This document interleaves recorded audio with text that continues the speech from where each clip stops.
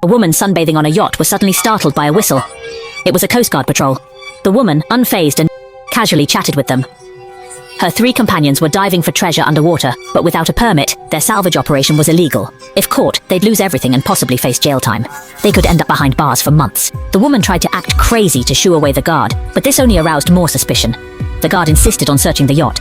The divers, still underwater, held their breath and stayed still. Suddenly, the salvaged cannon began to float to the surface. Dajwang signaled to release some oxygen from the lift bags, but his companion accidentally released too much, causing the cannon to rapidly sink. A diver's arm got tangled in the ropes, dragging him down to the seabed. Pinned by the heavy cannon, Dajwang tried to help but couldn't budge it an inch. Worse, their oxygen tanks were running low. They faced imminent suffocation. In desperation, Dajwang used the remaining oxygen to inflate the lift bag, freeing his trapped companion.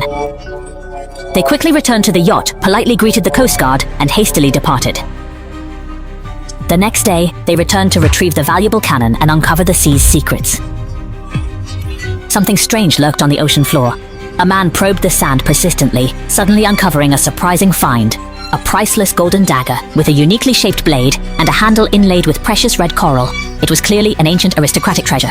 The seasoned treasure hunter immediately deduced there must be more valuables nearby. He continued probing when a glint caught his eye. Approaching, he found a massive plane wreck. Excited, he called his companions to investigate further. Little did they know, this decision would lead them into a deadly situation.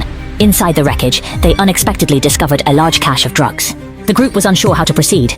Curly suggested secretly selling the drugs, estimating their value at millions. But Dajwang opposed this idea, knowing drug trafficking was illegal, yet reporting it now would lock down the area and forfeit their treasure hunt. After discussion, they decided to finish treasure hunting before alerting authorities. The next day, they dove with professional equipment, but Curly, still tempted, snuck back into the plane. When everyone surfaced later, Curly was nowhere to be seen. Suspicious, Dajwang swam to the plane, finding Curly trapped inside, barely alive. He quickly rescued the gasping Curly, but even after this, Curly remained determined. That night, she and her boyfriend secretly set out, planning to retrieve the drugs under cover of darkness. The next day, they met black market dealers, but were immediately captured.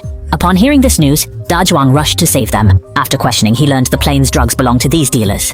They threatened Dajwang, within 12 hours, retrieve all remaining drugs, or they'd kill everyone to silence them. Dajwang had no choice but to agree. That night, the group dove again, loading all drugs from the plane into baskets. Success was within reach.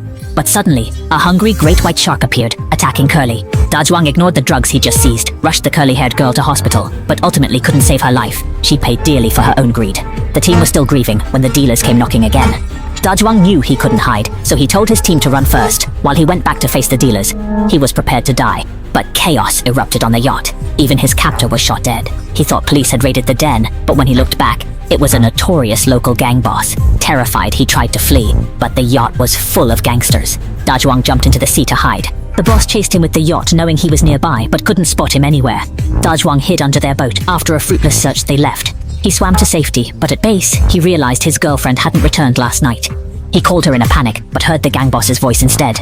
He was threatened to reveal the drugs or never see his girlfriend again. Dajwang had no choice but to agree. He took the boss to the specified area, then suddenly jumped into the sea. The boss and 2 men chased after him, falling right into Dajwang's trap. He'd set up an ambush in the cabin, avoiding immediate strangulation. He shot one man with a dart gun, feeding him to nearby sharks. After dealing with both men, Dajwang returned to set another trap, but the boss ambushed him in the dark. Dajwang barely escaped his bonds. The boss grabbed the fallen dart gun. Seeing this, Dajwang acted fast, striking his oxygen tank hard. Both prepared for a final move, but Dajwang was a step quicker.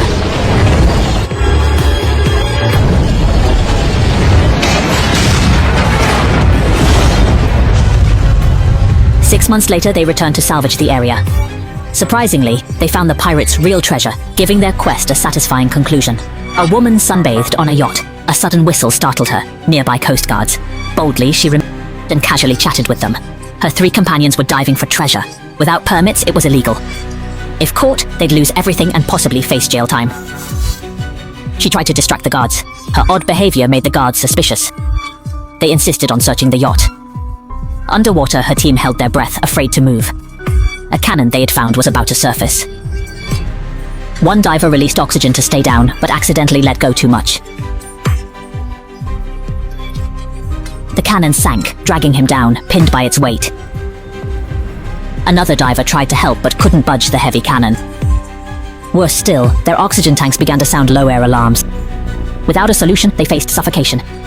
In desperation, Dazhuang injected remaining oxygen into the lift bag, finally raising the cannon. The group hastily returned to their yacht, politely greeted Coast Guard, and quickly departed. Next day, they returned to salvage the valuable cannon and uncover the seabed's secret. Something strange caught their eye. A man probed the sand, revealing a priceless golden dagger. The blade's unique design and jeweled handle marked it as an ancient noble's treasure. The seasoned treasure hunter knew more lay nearby. He probed on, drawn by a distant glint. Approaching, he discovered a massive plane wreck. Excited, he called his team to investigate. Little did they know, this decision would soon plunge them into deadly peril. Inside, they found tons of drugs. Unsure what to do, one suggested secretly selling it. The haul could be worth millions, but Dazhuang refused, knowing it was illegal.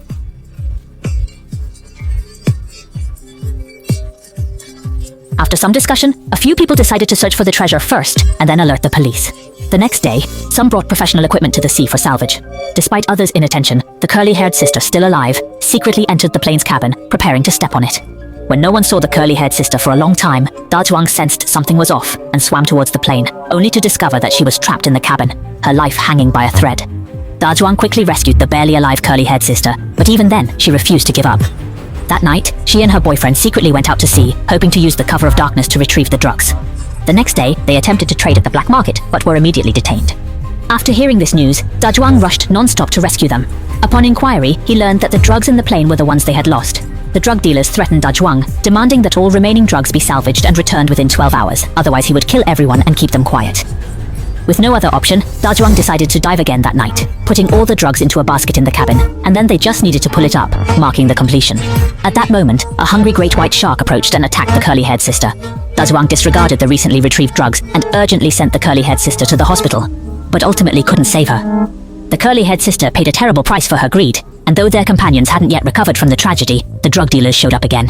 Dazhuang knew he couldn't hide and told his friends to escape first, while he returned with the drug dealers to sort things out. Dazhuang was prepared to die, but unexpectedly, chaos erupted on the yacht, and even the drug dealer escorting him was shot. His men were everywhere, so Dazhuang had to jump into the sea to hide. The black boss saw this and immediately drove his yacht to chase after him. He knew the man was nearby, but couldn't find him anywhere. It turned out Dazhuang was hiding right under their boat. After a fruitless search, they had no choice but to return empty-handed. Only then did Dazhuang let go and swim to safety. But when he got back to base, he discovered his girlfriend never made it home last night. In a panic, he called her, but the black boss answered instead. He threatened Dazhuang to reveal the location of the drugs, or else he'd never see his girlfriend again. Left with no choice, Dazhuang agreed. He then led the boss to where he had his men waiting in ambush. In a flash, Dazhuang shot a dart through one of the henchmen's masks, feeding him to the nearby sharks. With the two lackeys dealt with, Dazhuang returned to spring his trap again, but the boss got the drop on him from the shadows. Dazhuang barely broke free, only to see the boss had picked up the dropped dart gun. Not daring to make a move, Dazhuang quickly smashed the oxygen tank in his hands. Both readied their fatal blows, but Dazhuang was a split second faster. 6 months later, they returned to the same waters to salvage. Unexpectedly, this time they stumbled upon the pirates' true treasure hoard. It was a fitting end to their story.